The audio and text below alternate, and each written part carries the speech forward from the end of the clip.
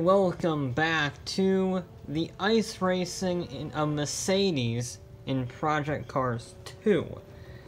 Now, I wasn't gonna do anything with ice racing. I had some filming I did with a Nissan GTR from a Nismo reverse gear episode, where I raced on ice, and I realized that I was actually doing pretty good on the ice. I only had like 2 offs, everything else was nice and smooth, good handbrakes. It was actually good at driving on the ice. I had improved a lot. And that got me thinking, what if I do an ice speedrun? Well, I already had. Back, a long time ago when Project Cars 2 first came out, I did an ice speedrun using, ultimately, this Formula X car, and I hit about 180, 181 miles an hour. It was terrible. I had no control.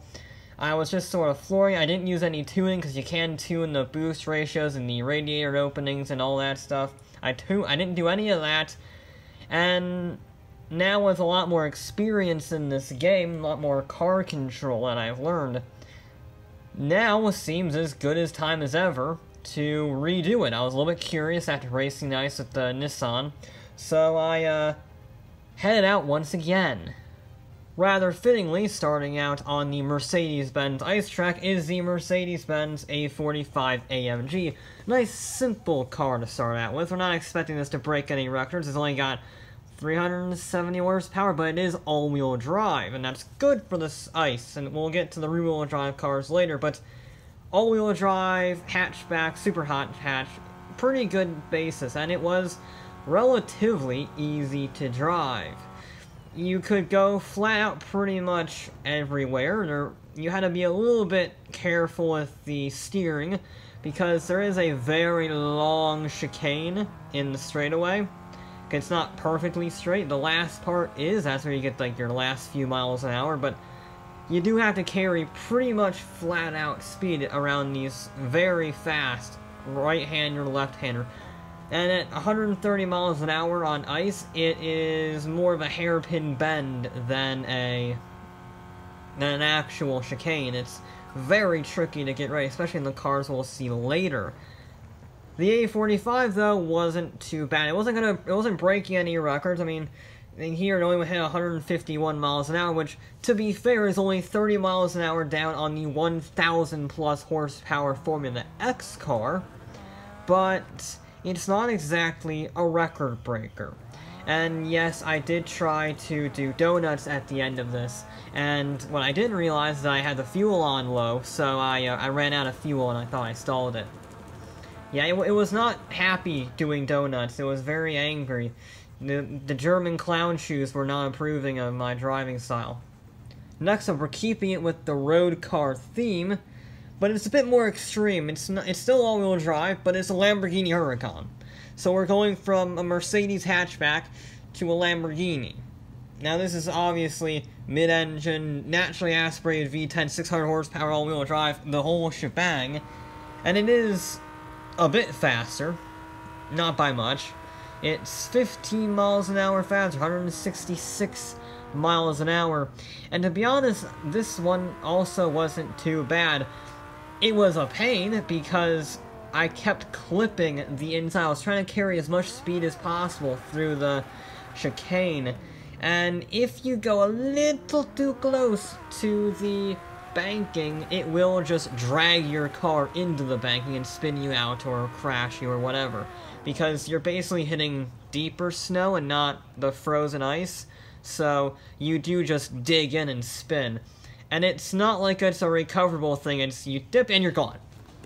So this is the vehicle that I learned that the hard way, and that caused many of failures, but probably the most unique failure was I ran out of fuel.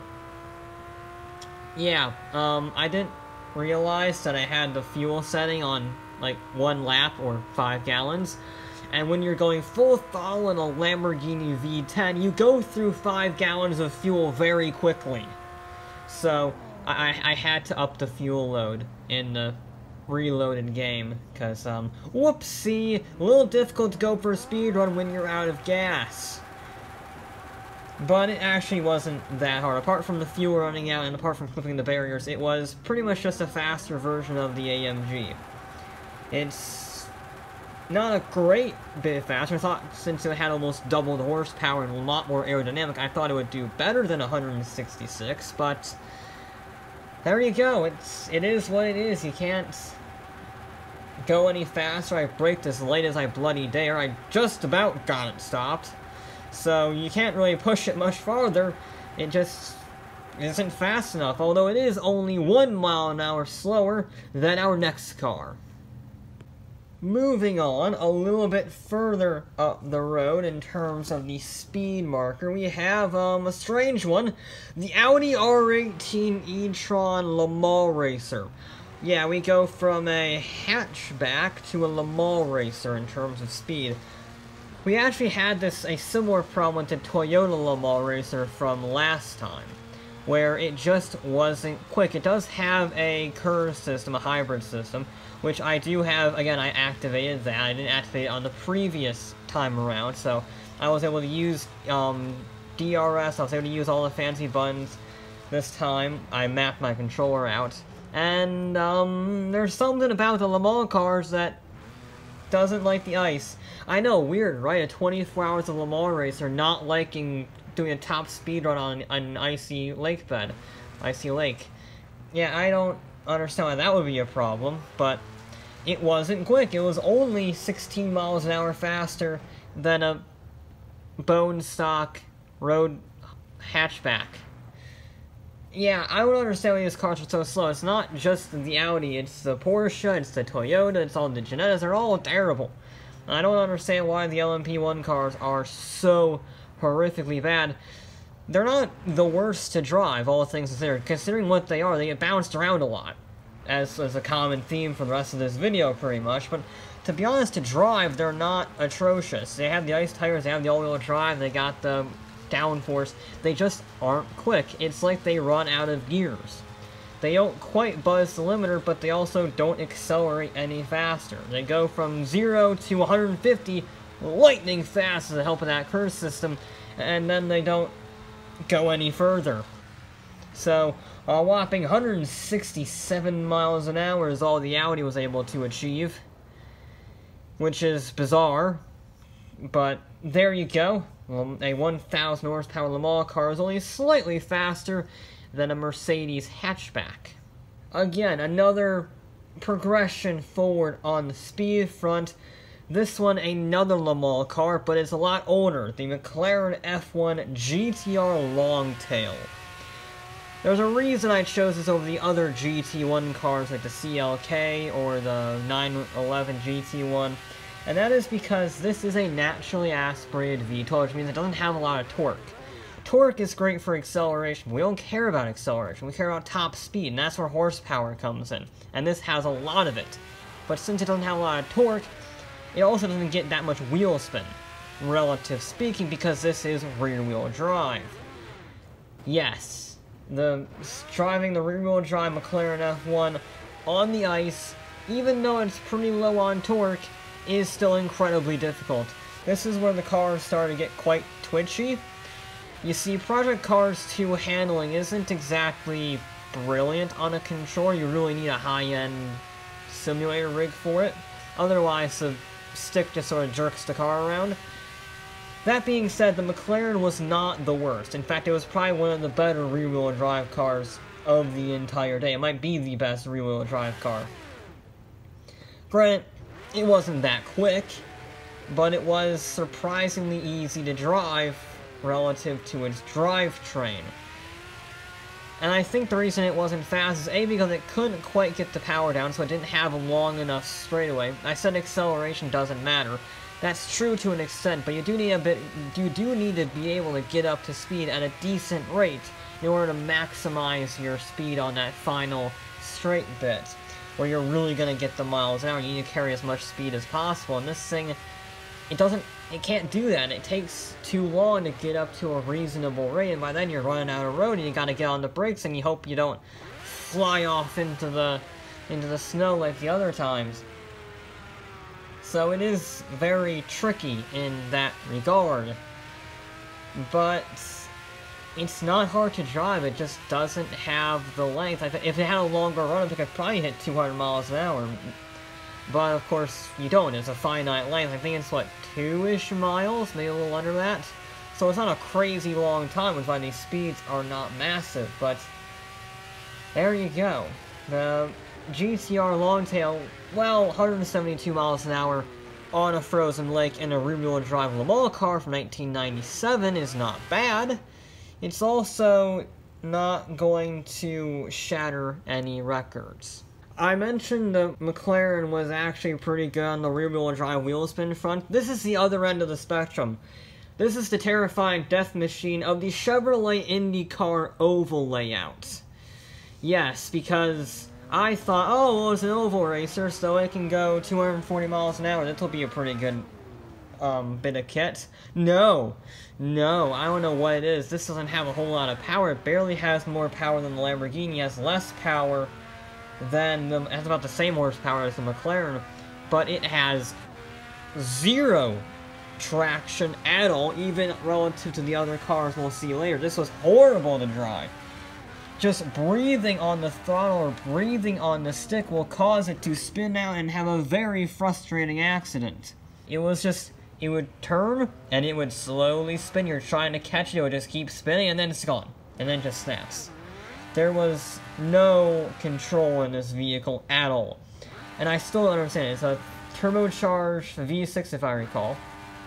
And it only has 670 horsepower. Yes, it's the oval version, so the aerodynamic kit is much less downforce focused.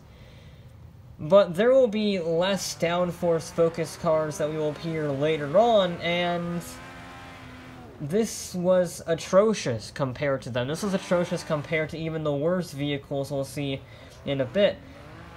I don't understand why, but I hated this car with a passion. This took forever. This took the longest of any car by a country mile. It took like 20 minutes to get this car down a straight road, a straight-ish road, without spinning out. And I was getting wheel spin in 4th gear.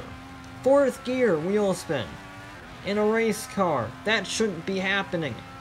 I don't understand what happened with this car. It was terrible. As a result, it's only 3 miles an hour faster than the F1 at 175 miles an hour. And quite frankly, I could have braked a little later on that run, but it was a clean run, and I was not going to overshoot because I was not going to redo that. That was horrible.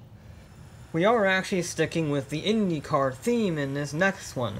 Only a very old Indy Car, and this one was very unique because this was our third all-wheel drive car, our first all-wheel drive race car, the Lotus Type 56. And as you can tell, it is a turbine-powered car, 4-wheel drive, turbine-powered Indy car. And it all comes down to threading the needle through the chicane. You had to get absolutely pretty. You had to turn in before the corner, so the understeer could drag it wide and perfectly clip the apex. That's how you did it. Which means you have to be flat out, you had to get the line just right, and I did. And we got almost 180 miles an hour, 179. That is very good for a car from, I think, maybe early 1960s, late 1950s. Considering our previous attempts many years ago was only 2 miles an hour faster, that was very pleasing to me. I was very impressed with the little turbine-powered Lotus. We all know the old adage, more wing is more speed, and this one takes it quite literally. The Lancer Evolution Time Attack. So this is a proper all-wheel drive, stripped-out road car with a few airplane parts attached to it. It's a comical vehicle. I love it. Here's one thing I never knew about this car. It has a curve system. So it actually has the, the electronic hybrid system of the Audi and the Formula cars that we'll get to later. I did not know that, and it's all-wheel drive, and it actually has proper gears, unlike the Audi, which means it is blisteringly quick. Unbelievably quick, and in fact, it only took like a few minutes. It was incredibly easy to drive. It was incredibly easy to drive fast, and the brakes were incredibly good. The traction was also very good because of that massive all-wheel drive system. It was a very easy car. It might actually be the easiest car here, to be perfectly honest. It was the Mercedes, the A45 was very easy. But in terms of speed relative to its complexity, the Evo takes it by a country mile. I loved how this vehicle drove, and quite frankly, I would have loved to go faster, but I was running out of curves. I was running out of curves, I was running out of gears. The downforce, while very helpful, was quite slow. Because there's a lot of drag, so it's meant to go around a circuit as fast as possible, not go around a straightaway. I could reduce the drag a little bit with some tuning, because it's adjustable aero, but not enough to seriously get it much faster. So 185 is all it can muster, but that is one hell of an impressive car. I did not know it had curves, so there you go. You learn something new every day. We go very old school with the next one, back to Le Mans, the 1980s Group C era Porsche 962C. This, the most successful Group C car of all time by miles. It locked out the top 10, 9 out of the top 10 spots in 87, I believe. And it's also brutally fast. Brutally fast, but it is very old school. It has no four-wheel drive, it has no fancy aero, it has no curves. It is literally just a wedge with a massive flat six in it. And that is a tricky vehicle to drive, because it's very old school, very analog, and it's not as composed as I would have liked. It's not as bad as the Indy. It's actually pretty much on par with the McLaren, I would say, in terms of complexity of drive. It's a little bit twitchy, but you can manage it. It's a Porsche, so you can manage it quite well. It wasn't accident-free, mind you, but it did hit a good amount of speed once I got a clean run. And when I did, it had decent enough brakes. I would have liked better ones. I mean, you have to also bear in mind, it's an 80s Le Mans car on ice, so you're working with what you got for the era and for the situation you are in, so for that, I guess it wasn't terrible, but I was hoping for a little more than 187, especially given the other Group C cars we'll get to later, but right now we have to rotate over to this, the Formula A car. Not gonna lie, I only chose this because it had DRS, which is basically the flap that allows some form of overtaking in Formula 1. And that reduces drag a lot. So I was curious to see how a DRS-powered car, a DRS-equipped car, I should say, fares on this ice track. And it had its own unique challenges. It does have the curves, it does have the 900 horsepower, whatever. But it is a rear-wheel drive Formula car that requires a lot of speed to get its downforce up, to get its grip up. And that was quite challenging, especially because as you got more accustomed to the car, and as you got quicker and longer down the straightaway, you did get to the DRS activation area where you could actually, use the DRS in a straight line. And that poses its own challenges because basically you take the amount of downforce you have on the back to 0. When you got the DRS, it did give you a bit of a speed boost, which is good. Gave you a few extra miles an hour. But it was very tricky to get right. It took a lot of practice, a lot of runs to get that vehicle suited out with a DRS run. And you also had to bear in mind you were also having to use the curve system at the same time, so you were getting a massive boost in power along the same time of getting your rear downforce removed. So all extreme challenges aside, I did get a clean run, obviously, and it got tantalizingly close. It's a Formula car, so it has great brakes, so I could stop very late. But even so, I couldn't quite hit 200 miles an hour. I hit 195, just getting it stopped with a little bit of room to spare. It wasn't the worst we've had, but I thought I could get 200, and I just couldn't. I tried, and I couldn't get 200. 195 was the best that I got, and I ended up calling it a day with that, at least for this car, because we still have 2 more vehicles left to go. Second place is that other Group C car I mentioned when I was talking about the Porsche, the Mercedes-Sauber C9 LM, the fastest base car in this game, top speed 256 miles per hour. If something's going to go 200 miles an hour like I want to, this will probably be it, one of the vehicles. And it has the turbos dialed up to 100%. And it has the radiator open to its max. It's got many thousand plus horsepowers. And it's the same body style as the Porsche with the horsepower of the Audi.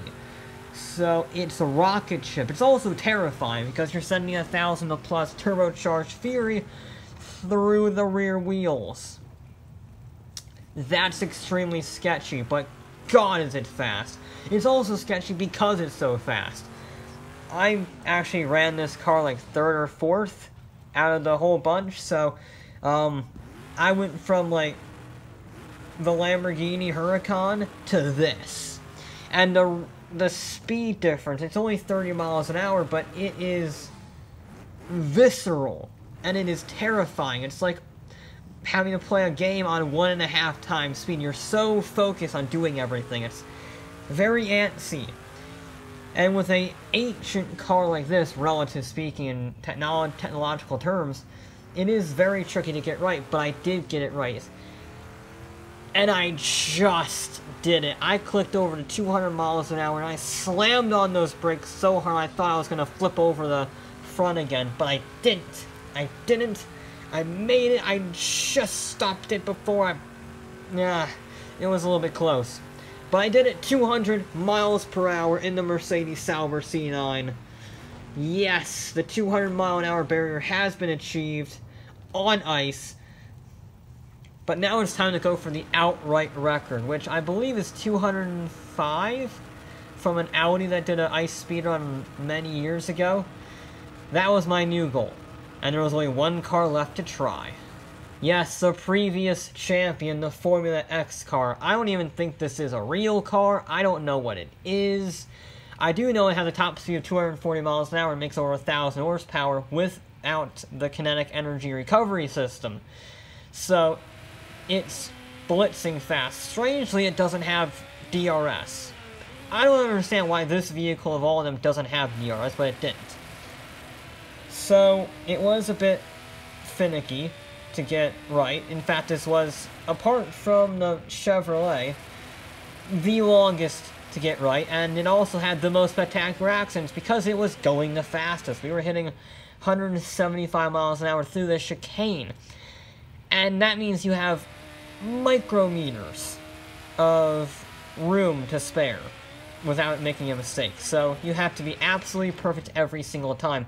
Otherwise, you're going to hit the bank, and when you hit a bank at this speed, it doesn't just spin you out, it rolls you over. In fact, there was this rollover, there was a spectacular cartwheel.